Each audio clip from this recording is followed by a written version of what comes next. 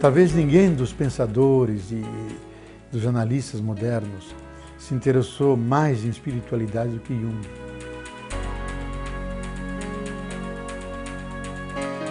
Obviamente que a obra do Jung é uma obra psicológica, uma obra científica, mas nem por isso ele foi alguém que se tornou insensível à busca da espiritualidade. De maneira que eu vejo a obra do Jung, o conjunto da obra do Jung, como uma busca profunda de espiritualidade, cuja ressonância moderna é extraordinária, porque se tem uma coisa que hoje o mundo precisa é buscar a sua espiritualidade.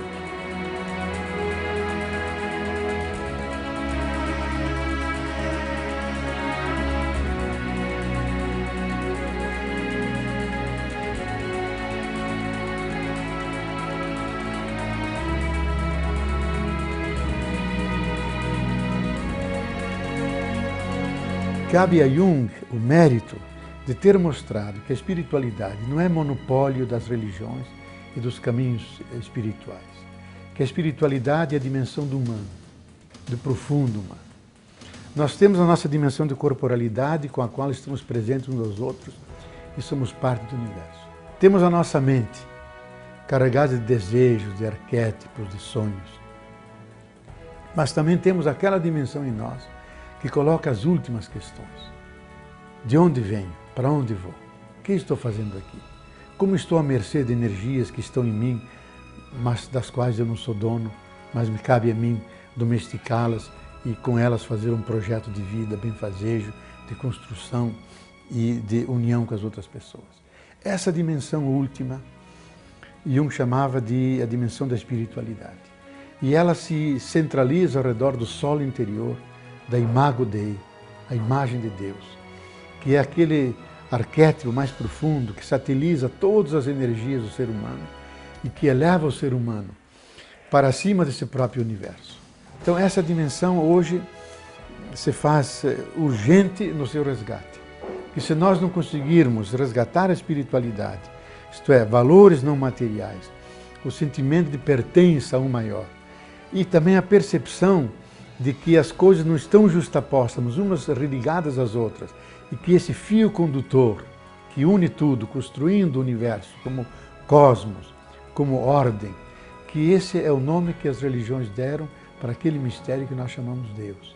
Não está fora de nós, está dentro de nós, o nosso profundo.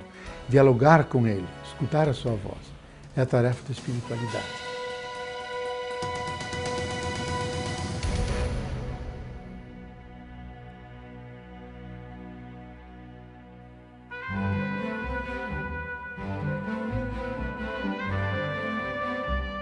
Toda pessoa espiritual pode responder como Jung. Ele não precisa crer em Deus, porque Deus é objeto de uma experiência. Como dizia Pascal, crer não é pensar Deus, crer é sentir Deus. E sentir Deus é uma experiência globalizante e tão profunda que você não pode negá-la sem negar-se a si mesmo. Então eu creio que Jung foi profundamente verdadeiro e ele revela a verdade que todo místico, toda pessoa profundamente religiosa pode testemunhar. Eu não preciso crer em Deus. Eu sei que Ele pertence ao meu universo, o experimento. Mas também pode dizer como lá nos Evangelhos, eu creio nesse sentido, acolho essa realidade, mas aumenta a minha fé, isto é, me abra mais esse espaço, para que Deus tenha mais lugar e mais presença dentro do ser humano.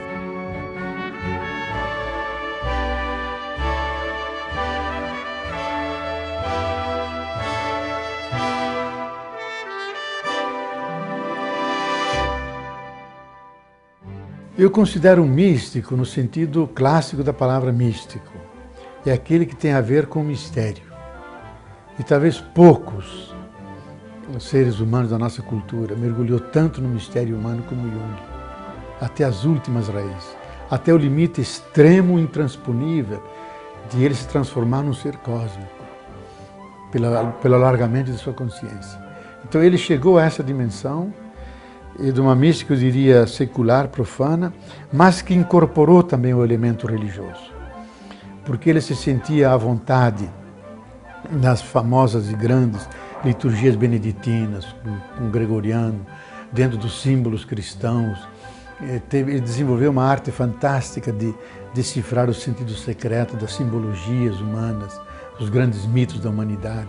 Só uma pessoa mística, isto é, aquele que comunga com esse mistério e se sente afim a esse mistério, pode ter tanta capacidade de penetrar nele e criar um discurso da sua comunicação. And did you believe in God? Oh, yes. Do you now believe in God? Now? Difficult to answer. I know. I don't need to believe. I know.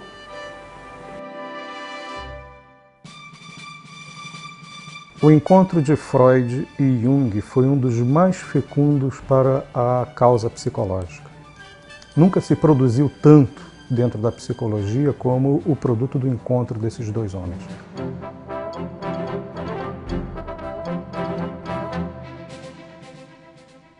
Bom, eu acho que Freud foi um grande observador da cultura e foi exato na sua observação. Só que ele não se deu conta que ele observou uma cultura patológica, uma cultura doentia. Por isso explica o falocentrismo da centralidade na sexualidade, porque a nossa cultura coloca o sexo como um dos centros da sociedade. E Freud criou a teoria para entender isso. Agora, cabe dizer, e foi uma das tarefas fundamentais de Jung dizer, que essa visão é reducionista e patológica. Toma uma manifestação desviante da sexualidade, a toma como normalidade. Freud e Jung, falando de religião, tem uma diferença básica.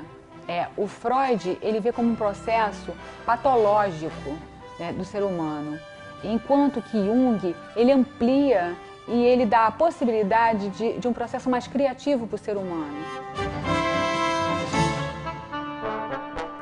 Freud entendeu a religião como uma neurose coletiva. Isto é uma dependência que o ser humano tem para com a figura do pai e da mãe e que ele projeta para o grande pai e grande mãe que seria Deus. Por outro lado, Freud foi suficientemente objetivo para perceber que essa neurose é uma neurose permanente do ser humano. Embora a tarefa seja dar autonomia a ele, ser pai e mãe de si mesmo, o ser humano é um ser continuamente em decadência, ele não consegue se refazer, e a religião tem uma função terapêutica, é uma neurose, que evita uma psicose, que evita a destruição do sentido de vida, ilude o ser humano, mas permite que ele viva, porque é importante daí dar triunfo ao princípio de vida sobre o princípio de morte. Por outro lado, essa afirmação que não está no nosso código, não está escrito em nós a fórmula da felicidade. Eu acho que não está escrita e por propósito do Criador, para que o ser humano possa criar a sua felicidade. Ela nunca é dada, nem no código genético, nem na sociedade. O ser humano tem, com um conjunto de fatores, desafios, respostas que ele possa dar, ele vai construindo a sua felicidade. Então a felicidade é o resultado de um longo processo de autorrealização e diria um processo de individuação humana. Quem conseguiu a individuação, esse é uma pessoa feliz. Ele enfrenta todas as borrascas, enfrenta cruzes, aceita ressurreições, mas ele mantém a soberania, mantém a sua altura. Ele é um ser liberado. E isso é tarefa para cada ser humano poder realizar, e por isso a felicidade é uma construção humana, pessoal e também, oxalá seja, uma construção coletiva.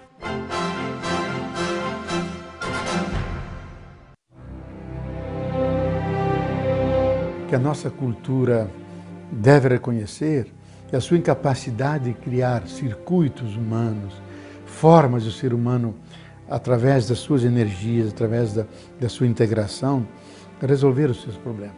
Que o ser humano é um ser problemático, ele é demente e sapiente. Agora, dentro dele estão todos os recursos para a sua cura. Eu me lembro quando perguntei ao Franz, o filho do Jung, por que eles não ficaram psicanalistas, como o pai, herdando essa herança fantástica da experiência que o pai teve. Eles responderam, nosso pai disse que nós não precisávamos, porque os problemas que nós tínhamos podiam ser curados pela própria vida, porque normalmente a vida cura a vida. E quando a vida não consegue curar-se a si mesma, você se socorre do analista que te ajuda a você encontrar a sua vida e o caminho da sua vida. Então eu acho que, para mim, a escola psicanalítica de Jung, com as suas várias vertebrações, é uma grande terapia da humanidade. É a forma como o ser humano entra em si mesmo, descobre sua profundidade, reconhece suas sombras, mas ao mesmo tempo detecta a sua luminosidade e obedece ao arquétipo fundamental que está dentro de cada pessoa e procura realizá-lo no seu dia a dia, no seu sonho, na sua prática.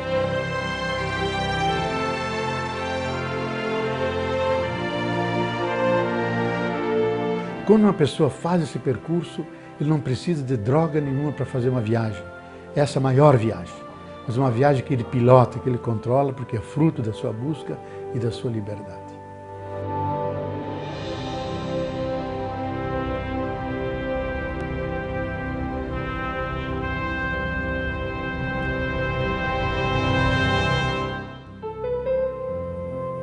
A singularidade do trabalho junguiano, né, pode ser verificado, essa questão da ecologia, pela própria prática de atendimento psicoterapêutico que ele realizava em sua propriedade ao ar livre.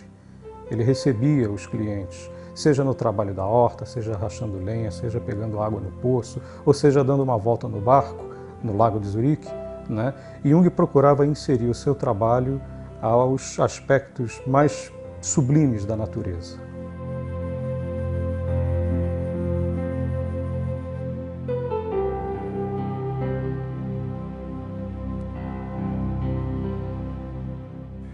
Hoje nos damos conta que os instintos de agressão e de ruptura da aliança que o ser humano tem com a natureza residem na mente humana.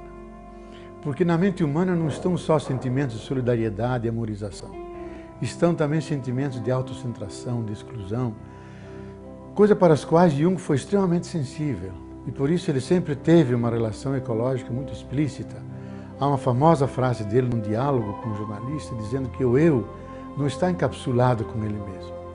O eu está ligado à natureza, à paisagem amada, à casa paterna. Todo esse universo pertence ao mundo do eu. E quando integramos tudo isso com a arqueologia interior com a arqueologia exterior, nós favorecemos nosso processo de individuação, de personalização. Então a ecologia mental procura desmontar no ser humano o antropocentrismo, os instintos de utilização meramente objetivística da natureza, para deixar lugar a uma relação de gratuidade, de convivência e não só de dominação. E hoje, mais do que nunca, se faz importante essa terapia ecológica, para que o ser humano se afine com a natureza. Se a Terra está ruim hoje, é porque a mente humana está ruim.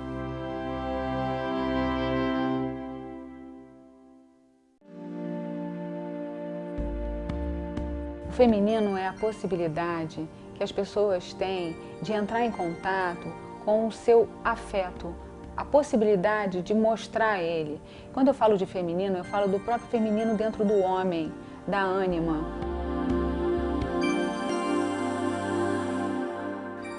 Bem, um dos méritos de Jung foi divulgar a expressão ânima, que significa o princípio feminino, tão importante para equilibrar o princípio do ânimos, o princípio do masculino. E ele se deu conta que nos últimos 10.000 anos temos vivido sob a dominação do princípio ânimos, o princípio masculino, daí o patriarcado, daí as monarquias, os processos de dominação. Mas que dentro de nós estão estruturas de equilíbrio, estruturas compensatórias. E por isso a dimensão da ânima sempre emerge como formas de equilibrar essa dominação. E que hoje há condições ideológicas, culturais, de nós darmos um espaço muito maior à dimensão da ânima, ao feminino, para que ele, junto com o masculino, crie uma nova sociedade, não mais de guerra de gêneros e sexos, mas uma emulação, uma convivência na diferença de masculino e feminino. Então o feminino, a dimensão da ânima, é aquela dimensão em nós que nos permite, no homem e na mulher, que nos permite pensar uma totalidade. Permite não só compreender a realidade, mas sentir a realidade. Que nos permite pensar com o corpo, não só com a cabeça. Que nos permite captar que as coisas não são só coisas, são mensagens, são símbolos. São evocações de um arquétipo profundo. a dimensão da ânima, do feminino, nos abre para a espiritualidade. Porque a espiritualidade está ligada a esse caráter de sensibilidade, de percepção dessa totalidade. Então, hoje, nós sentimos a urgência de resgatarmos o feminino para defendermos mais a vida, que o feminino está ligado ao processo da vida, à reprodução da vida, defendermos o planeta que está ameaçado e podermos criar uma sociedade que finalmente se libere da carga histórica de dominação e que juntos, não tanto como homens e mulheres, mas como pessoas sexualmente diferenciadas, mas como pessoas que se relacionam de forma inclusiva, de forma cooperativa, construir uma sociedade realmente fecunda na interação da diferença, mas com um conflito reduzido, um conflito não destruidor. E isso eu creio que nós só o fazemos se resgatarmos de uma forma poderosa a dimensão do feminino, que está emergindo cada vez mais e se compondo, e não se contrapondo com a dimensão do ânimos do masculino.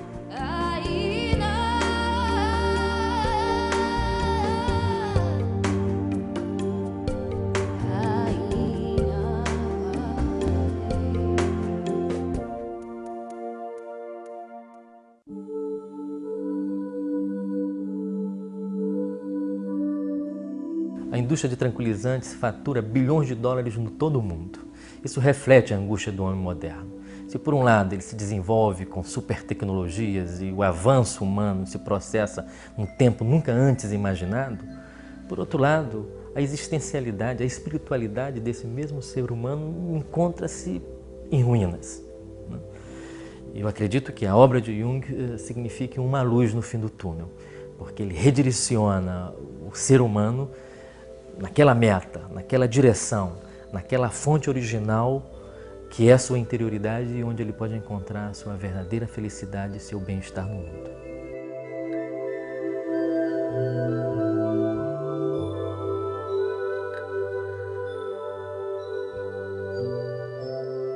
Eu acho que as pessoas têm que honrar a realidade. Isto é, acolher a realidade assim como ela é.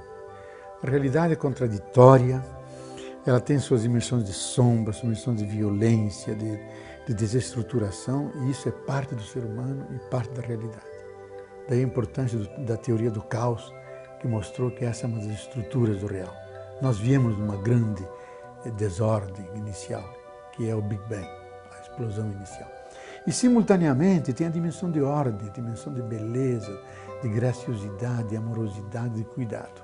O ser humano está dilacerado entre essas duas dimensões. Que Jung dizia a dimensão de Eros e a dimensão de Thanatos. Freud dizia isso, mas que Jung também dizia, é a união dos opostos. A realidade é essa.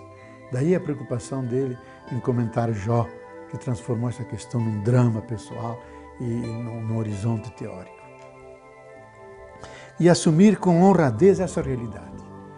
E não temer a dimensão de sombra, mas abraçar com alegria a dimensão de luz. E poder equilibrar essas duas dimensões. Para poder navegar na vida com soberania. Não sucumbir às sombras, mas também não se magnificar só com a luz. E eu acho que o cristianismo, que tanto fascinou Jung, nos dá uma fórmula, que é o mistério pascal, que é a paixão e morte e ressurreição de Jesus. O mistério pascal diz isso, a gravidade da cruz, da Sexta-feira Santa, de um Filho de Deus que morre gritando contra o Pai, que o havia abandonado. Então, a mais radical solidão humana. E o credo cristão fala que o Filho de Deus foi até o fundo dos infernos, onde ninguém nos possa acompanhar, onde estamos na nossa absoluta solidão. Nem a pessoa amada nos acompanha. E, simultaneamente, tem a ressurreição, que é o resgate da vida. Mas não só que é o resgate da vida como reanimação de um cadáver e volta à vida de antes, mas a ressurreição como transfiguração do ser humano, como realização de todas as suas potencialidades. Então, o homem utópico, o projeto infinito, ganha corpo. E que nós vivemos nessa travessia contínua, entre Sexta-feira Santa e Domingo de Ressurreição, que é essa realidade humana. Se alguém assume isso com hombridade, com seriedade, com leveza, o resultado disso é a liberdade interior, de ele ser mais forte que essas contradições. E a liberdade interior não tem preço. E outro nome dela é felicidade.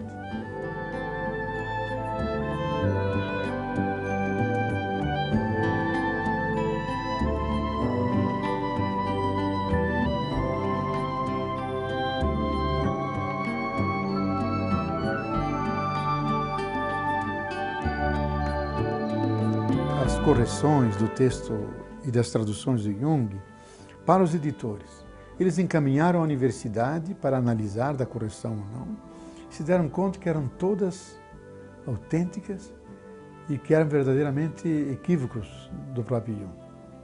E essas correções foram incorporadas em todas as edições mundiais, graças a esse tradutor terceirmundista, periférico, mas altamente competente, que era Frei Valdemar do Amaral. De mais a mais, a própria família Jung, já por 2 vezes me disseram isso, que a edição brasileira, de todas as edições mundiais, é a mais cuidadosa e a mais bonita esteticamente. E de fato é. Isso eu acho que é um ponto a favor do nosso trabalho, dos junguianos brasileiros, que se esmeraram na tradução, e de uma casa que tomou a sério manter num alto nível, digno do nível e da altura e da grandeza do próprio Jung.